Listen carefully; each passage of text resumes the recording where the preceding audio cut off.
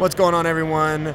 Vampyr Gaming here, and I'm joined by my friend Boris at Peoria. He finished top 32 in Swiss with Usopp, and then unfortunately fell short in top 32 top cut against Shanks. Bad matchup, but it is what it is. Do you remember your matchups from yesterday? Yeah, so I got pretty lucky. I say that I won the matchup lottery because I played 0 Shanks day one. Big. However, I did play a case tournament the day before, like 2 days before, and I did beat 2 Shanks there. So I don't think it's as bad as they say. But my matchups, I knew the day was gonna go my way because I started with a Lucci, and then I played another Lucci round 3. I played a Lim that went first. Somehow I beat that one. I beat a Poofy who went first in one of the last rounds. I also played 2 Bonnies. Those are pretty straightforward. I played a Zoro last round, which actually should have been a free matchup, and I definitely did. I think I did a little misplay at the end there that cost me the game. And then I think I played a Katakuri and a Yellow Kid, which that was on stream. Apologies for missing the Zoro and Gadatsu interaction. That was a big mess. But overall, just had a great day yesterday. Amazing, cool. Let's go ahead and dive into the list here. Yeah, sure. So Usopp, I'm going to say straight out, it's very similar to the list that I saw top 8'd last weekend. Yeah, mini pros list. It was really good. Like, truthfully, he showed me. I was like, this literally makes so much sense. So. Yeah, and I guess to give a little bit of background why I played Usopp, I've kind of taken a break from the game last 6 months, and I just got back in, and I wanted to kind of just play something fun. And I was testing a lot of Uta, Green Uta, which I think was a really good pick into a Shanks and Blackbeard meta. But then I've seen a lot of aggro decks do really well recently, and I was a little scared because it doesn't do that well into aggro. So I decided to start playing Usopp, and I tested it for a little bit, and I just went on a crazy win rate on the sim, and I just locked it in. So Amazing. I'll go ahead and try to explain. I'm going to start with the best card, or the whole reason to play the deck, and it's King Kong Gun. So your whole game plan revolves around this card. There's a lot of decision as to when to play certain cards, and you have to make sure that you're always thinking about the cards in your trash, because the goal is to get them down to 2 life and then just win off the King Kong Gun. So what you'll notice is you play a lot of 1-drops, and you can play your other guys over them to put them in trash. There's a lot of Rebecca milling. There's a lot of your whole game plan revolves around this. So as you're playing, if you want to pick up this deck, definitely think about cards in trash, and always be thinking about how you can add more cards into the trash. And this is definitely like a very OP card. Double attack and plus 6k. Definitely, I think, is the reason to play it, because you close out a lot of games super fast. And of course, it's straightforward. You have 4 Kyros and 4 Rebecca, so it's like the main engine of the deck. So my logic for playing Usopp this weekend was that right now we're in a 5-cost heavy meta. Like it's all about the 5 costs. And so Kyros is the best card in the format for dealing with 5 costs. There's a few other good ones like Finger Pistol, but I mean Kyros is crazy. The 7/9 stat is just absurd. Yeah, it's insane. It's so powerful. There's very few decks that can actually kill him on 8 Dawn. So if you play on 7, like what can they do, right? And so essentially your Kyros is almost gonna stick, guaranteed. And now you just kind of try to take away, chip away, and get the 2 lives.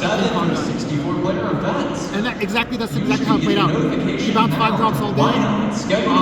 But keep in mind, you can actually bounce your Leos, which I'll go over next. You can bounce back your Leos and your Rebeccas. So sometimes, like, I actually did this a lot. I would play Rebecca Kyros, and I would bounce back either my Rebecca or my Leo, just to keep drawing, either towards my King Kong Guns or to filling out my graveyard. Like, a lot of times I'll just get back Rebecca and play Rebecca just to be able to have more cards in trash, because you want to get to 15 as fast as possible. So if there's a threat on board, say there's a 5-drop, are you just 100% doing the 5-drop, or are there instances where you're going to pick up Leo or Rebecca?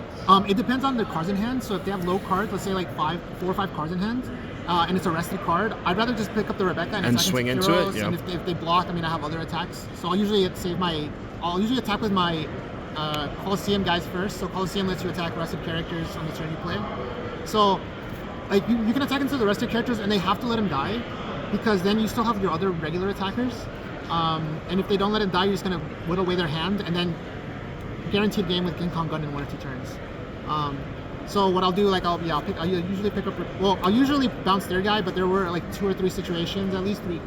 Especially once you get into your second or third Kyros of the game, you can start just looping, right? So Kyros, get Rebecca, play Rebecca, get back and get another Kyros for next turn. You know, so you start looping it that way. This deck draws a lot of cards, and this is like one of my favorite reasons to play this deck. You're drawing so many cards, and one of the main ways to draw cards is with Cavendish. Cards busted. This is my favorite card in the deck. It's so good. It's so hard to kill. The reason that Shanks is like the bad matchup is because they can Ben Beckman this, which is one of the few like good answers to it. But if you play this on 4, it's so hard to deal with. Remember that your leader, every characters get +1. So there were 3 times in the tournament when my opponents tried to KO a 4 cost, but they were 5 cost. One of them was on stream, which again even I missed. So that was again apologies for that. But then same thing, they tried to Gadatsu my 4 cost when I was at 4 life, but it's a 5 cost. And then someone tried to use Teach tried to use Black Hole on 5 cost, and obviously it doesn't work. So definitely keep that in mind. Makes it really hard. So if you stick Cavendish on 4, it's so hard to kill it. It's really hard. They have to have Finger Pistol, they have to have like Stronger plus Black Hole. And then it just draw 2, discard 1. So like this deck, if you like to draw cards, this is the perfect deck. Because you're drawing cards from your leader ability. And so this leads to my next point. So you play like your 8 blockers. I think one of the reasons I did so well with the deck is that I'll play on a blocker on turn 2 like an Ideo, and I'll always block with it no matter what. Even if it's a 5k swing, I'm blocking it because I want to draw up cards. I want to dig towards my King Kong guns, I want to dig towards my combo pieces.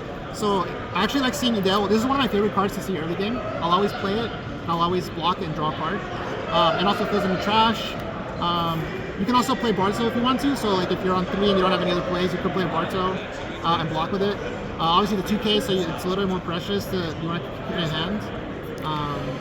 But then yeah, once they're in the grave, then you can play Frankie. He's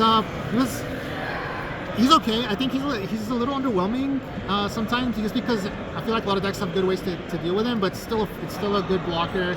The on-KO is on both turns. So if they trigger a card and KO, and you still get the ability. And the same thing, again, you're playing towards King Kong gun, so a lot of times, instead of getting a blocker, I'll get a Rebecca just to mill more cards and draw cards. And obviously, if you have a stage up, you can get a Leo back. But if you get a blocker, that's another blocker they have to attack into it. So essentially, you draw a card from your leader ability, and then you do this. So let's say you have Frankie, and then you block. You do have the Coliseum. In what instances are you prioritizing Rebecca over Leo? If I'm really close to King Kongan, I'll do Rebecca because she will essentially mill 2 cards. Leo, you draw and then you discard 1, so it's 1 less card in the trash. Usually I'll do Leo though, if I can, but if I need like that one, if I'm like 1 card, the extra card could make a difference. Could make a difference. Yeah, my last game that I lost, I was at 12 cards, and I needed like 1 more. If I had 1 more card in trash, and I could have gone King Kong on one guy just for the 6k, and then I could do my second King Kong to make it a double attack. Got it. So definitely keep that in mind. One other thing to note that I didn't say is that because of the leader ability, you want to stay at 5 cards, and that's actually kind of difficult. A lot of people aren't used to it. I play a lot of Fusion Worlds, Blue and Fusion Worlds, Dragon Ball, and that archetype's all about staying at 7 cards in hand. And so I'm very comfortable with that, the concept, yeah. Let's say sometimes like they'll attack me. I have 6 cards in hand. I'll block and I'll counter 1k, even though it's gonna die anyways, just so I can cycle, right? So I block 1k, go down to 5 cards, it dies, and then I draw another card. Because I'm just trying to cycle through my deck as fast as possible. So if you want to play Usopp, definitely practice, staying, kind of countering heavy and trying to stay below 5. And then kind of the last couple of things here, 3 Zoro. Zoro's pretty good. He's a brick, so you only play 3. 8-player single elimination. But he's good. He's good when he's good. Like when he's good, he's really good. But sometimes he's like against Lim. Yeah, actually, even against Lim, they played the 4-cost promo card. Yeah. So I thought he was gonna ride in my hand, but it got the perfect opportunity because I went Rebecca, Kyros, Zoro. So Kyros bounced a 5-cost. Zoro popped this 4-cost audio, and then I kind of was able to take the game from there. And then Toy Soldier's a 2k in the deck, but you can combo it if needed with Zoro. So you could play You can play it ahead of, like, if they don't have removal, you can play it early and then set up like a KO 7 cost. Schedule event Or number with 7, heroes. your 60 That is just disgusting. Yeah, or with heroes you can pop this and then play this to bounce at 8 cost. So if they play like our 8 cost Rayleigh, you could play this on your 9. You can play this, do the Rebecca combo, play this, bounce the Rayleigh back to hand, and they just lose. They just lose a bunch of tempo there. So there's some plays. I wouldn't try to get too cute with the Toy Soldier. I think a lot of times it's actually worse. It's better just to keep it in hand. But if you really need to, it's there. And then the last 3 cards are the Sabos. So Sabo's cool against Lucci or any kind of removal deck. You play it off the, let's say I have a Cavendish on the field and then I do my combo. I can play Sabo. Sabo will protect the Cavendish the following turn. If Cavendish sticks for 1 or 2 turns, I mean, you win the game pretty much. So I think that's it. I think overall, I like the deck. It played really well. I got my combo off like every game, I think, except for maybe 1. It's I think it's the most consistent deck in the format, just because you have 8 searchers. And even the King Kong gun, the trigger on this is draw 3, discard 2. It's really good. Like, yeah, it's never really a brick unless you actually draw it in like some situations. It's kind of like a get out of the jail free card. And then outside of that, I don't know if I would make any changes. I kind of maybe want 1 more 2K, but I don't think I could cut anything. I don't think there's a card you could cut. I think every card's important. Maybe a Frankie. If I cut anything, maybe like go down to 3 Frankies, but I'm gonna keep it like this for now. Got it. Cool. So like, just one more thing, because you really covered a lot here. What is like early game? What are we looking for? What's the mulligan? Yeah. And then what is our early game looking like? So I'm gonna copy whatever the guy said last week. I think he said like he likes to keep either 2 searchers or Coliseum searcher. Yep. So if I see just Coliseum but like no early game, I probably mulligan that. If I see just 1 searcher and no Coliseum, I probably mulligan that. But usually it's like Leo Rebecca or Rebecca Coliseum or Leo Coliseum. Cavendish early is great if you get him early.